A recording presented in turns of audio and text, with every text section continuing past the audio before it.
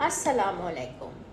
अब जैसे विंटर्स हैं या यखनी आपको वैसे भी लेनी है, नज़ला है, ज़ुकाम है और वैसे भी एक ताकत की चीज़ है। अब आपको यखनी बनानी है, ठीक है।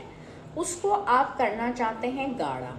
आप गाढ़ा करते हैं और उसमें कॉर्नफ्लावर डाल देते हैं। कॉर्नफ्लावर अगर आप डाल देते हैं उससे आपका वेट गेन भी होता है और वो है आटा।